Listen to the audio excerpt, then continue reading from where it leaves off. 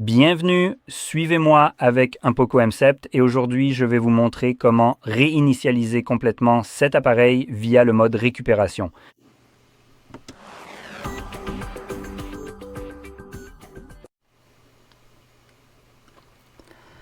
Alors, avant de commencer, je voudrais rapidement mentionner plusieurs choses. Premièrement, vous pouvez effectuer ce type de réinitialisation afin de supprimer un verrouillage d'écran. Si vous en avez un et que vous ne connaissez pas le code, en procédant ainsi, vous perdrez également vos données, car si vous ne pouvez pas déverrouiller votre appareil, vous ne pouvez pas vraiment les sauvegarder.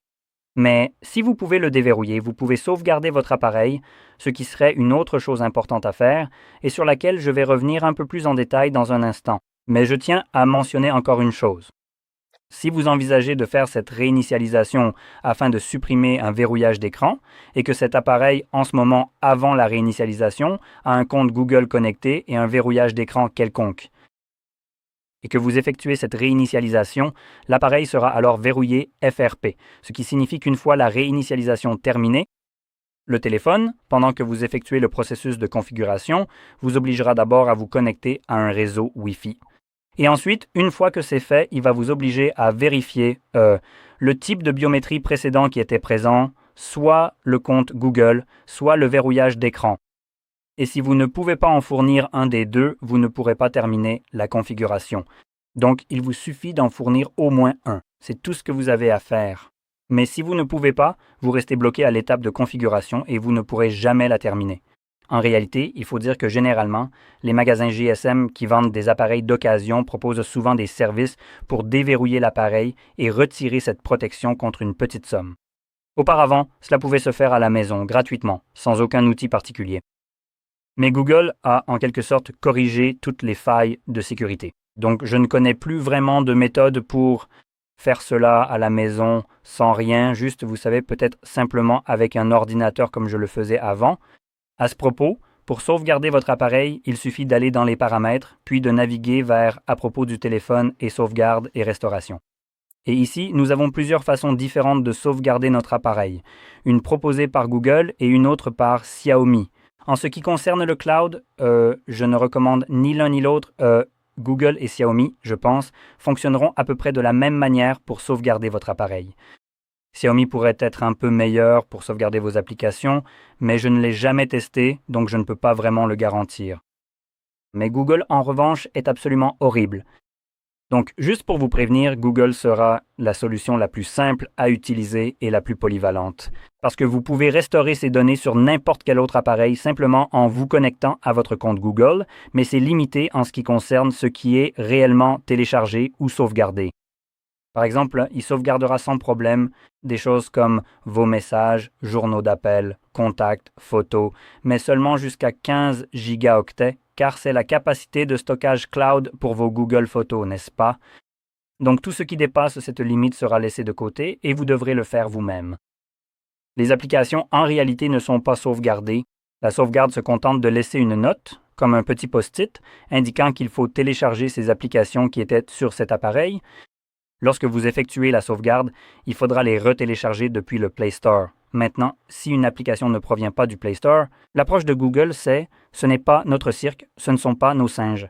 Et en plus, même si c'était leur cirque et leurs singes, si un développeur d'application ou Google eux-mêmes décide de retirer cette application du Play Store, eh bien, c'est une belle sauvegarde que vous aviez, mais cette application vous est perdue même si elle était physiquement présente sur l'appareil dont vous avez fait la sauvegarde. Mais si l'application a disparu du Play Store, il n'y a plus aucun endroit d'où la récupérer. Donc, comme je l'ai dit, c'est un système de sauvegarde vraiment stupide. Maintenant, les deux meilleures options ici sont l'appareil mobile et l'ordinateur. Ils utilisent tous les deux le logiciel propriétaire de Xiaomi pour la sauvegarde ou la migration. Mais ils seront tous les deux absolument fantastiques pour cela. Donc si vous sauvegardez cet appareil, que vous le réinitialisez parce que vous en avez peut-être un nouveau, alors allez-y, utilisez cette méthode. L'application ou le processus qui va être utilisé, par exemple celui-ci, va utiliser l'application Memover, du moins je le crois. Ce n'est pas vraiment précisé.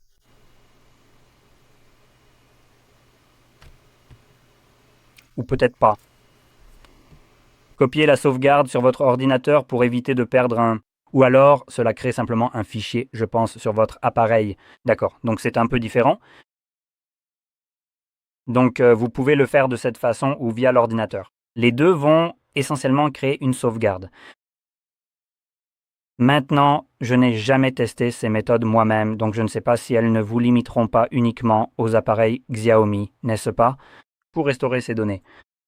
Donc, c'est quelque chose que je vous recommanderais de vérifier. Évidemment, la façon la plus rapide de faire cela serait de, par exemple, aller dans des choses comme l'une de celles-ci, désélectionner toutes les applications et n'en sélectionner qu'une seule. Voilà. Donc, ce sera une toute petite sauvegarde, vraiment minuscule et très rapide. Et ensuite, je prendrai un autre téléphone qui n'est pas un Xiaomi pour voir si vous pouvez la restaurer. Et cela répondrait à votre question ici. Mais sinon, l'option que je recommanderais probablement le plus, même si elle est un peu moins directe, serait la meilleure. Si vous passez de cet appareil à un nouveau, ce serait d'utiliser le nouvel outil de transfert. Voilà. Cette méthode s'appliquera si votre nouvel appareil est un Xiaomi et vous pouvez aussi utiliser ce genre de méthode. Appelons ça comme ça pour créer une sauvegarde, comme une sauvegarde à long terme, sur votre ancien appareil. Donc, si vous avez, par exemple, un ancien appareil qui traîne, vous pouvez migrer toutes les données dessus, laisser l'appareil de côté en conservant les données et simplement attendre d'en avoir besoin, n'est-ce pas? Un peu comme une sauvegarde, mais stockée sur un téléphone auquel vous pouvez accéder à tout moment sans avoir besoin de la restaurer. Ce serait donc la meilleure option. Et évidemment, si vous passez à un nouvel appareil, je vous recommande fortement d'utiliser l'un ou l'autre. Déménageur me. Si vous utilisez un Xiaomi ou si vous n'utilisez pas un Xiaomi et que votre nouvel appareil est d'une autre marque, trouvez l'application de cette marque. La plupart des entreprises, du moins les plus connues, ont leur propre application. À titre d'exemple, le Samsung que j'ai ici utilise la technologie Smart Switch. Des marques comme Oppo, Realme, Vivo et OnePlus, qui appartiennent toutes à une seule et même société mère, utilisent toute la même application appelée Clone Phone. De son côté, Huawei utilise Phone Clone, mais dans l'autre sens. Et évidemment, Xiaomi est là. Utilisez MeMover. Voici quelques-unes des options que vous pouvez utiliser pour faire cela. Et vous devrez télécharger l'application sur votre ancien appareil ou sur le nouveau, n'est-ce pas? Donc, par exemple, si votre nouvel appareil, comme je l'ai dit, est un Samsung, vous téléchargez Smart Switch sur ce téléphone, vous l'ouvrez à la place de MeMover et l'interface sera à peu près la même. Il vous suffit de sélectionner que c'est un ancien appareil, de les connecter et c'est parti, vous copiez toutes vos données. Donc, celle-ci sera la meilleure option, la plus rapide et la plus fiable, tout en vous offrant le plus de choix sur ce que vous allez sauvegarder. C'est pourquoi je la recommande. Maintenant, après toutes ces longues explications, passons aux réinitialisations proprement dites de l'appareil. Je vais donc commencer à partir de l'écran de verrouillage, comme si je ne connaissais pas mon schéma, alors que j'en ai bien un de configuré. La première chose à faire est de maintenir enfoncé le bouton d'alimentation et le bouton volume haut, ce qui fait apparaître les options de démarrage, puis il suffit de faire glisser vers le haut pour éteindre votre appareil. Attendez un instant, puis vous devez maintenir enfoncé le bouton d'alimentation et le bouton volume haut. Au bout d'un moment, vous devriez voir le logo Poco s'afficher. Relâchez le bouton d'alimentation, mais continuez à maintenir le bouton volume haut enfoncé. Cela nous amènera en mode récupération.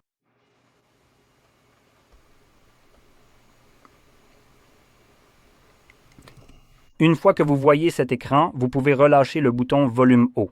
Ensuite, pour naviguer dans ce menu, nous devrons utiliser les boutons de volume. Le bouton volume haut permet de monter et le bouton volume bas de descendre. Gardez cela en tête, sélectionnez Effacer les données, qui est la deuxième option, puis confirmez avec le bouton d'alimentation. Et à nouveau, sélectionnez Effacer toutes les données et sélectionnez Confirmer. Cela n'atteint que, je crois, 5 ou 7%, quelque chose comme ça. Bon, peut-être un peu plus. Je sais pour sûr que ça n'atteint pas 100. Voilà. Comme vous pouvez le voir, je pense que ça a atteint environ 12%.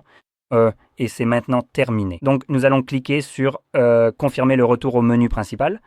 Maintenant, nous allons appuyer sur le bouton d'alimentation pour confirmer le redémarrage. Redémarrer vers le système. Cela va maintenant redémarrer l'appareil, continuer la réinitialisation en arrière-plan, ce qui prendra environ 2 minutes pour se terminer. Et une fois terminé, nous serons accueillis par l'écran de configuration Android. Je reviendrai donc une fois que cela sera visible pour moi.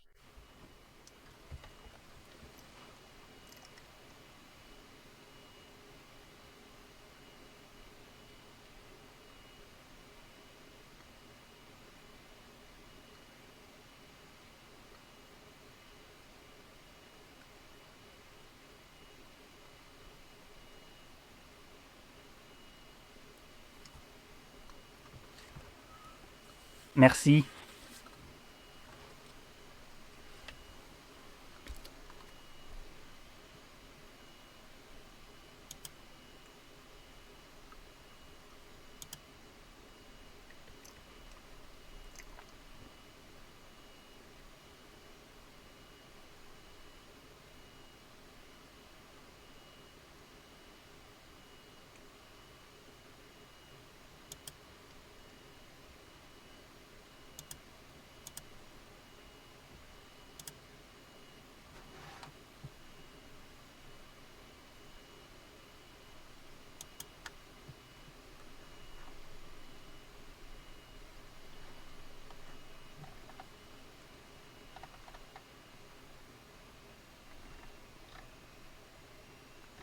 Merci.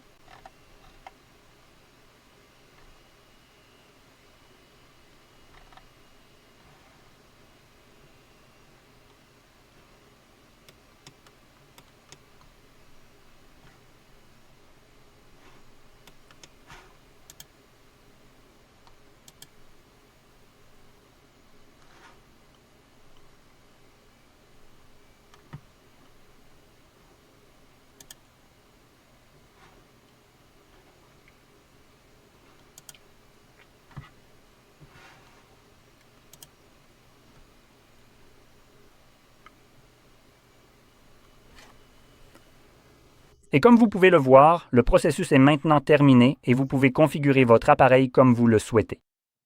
Maintenant, si vous avez trouvé cela très utile, n'oubliez pas de mettre un j'aime, de vous abonner et merci d'avoir regardé.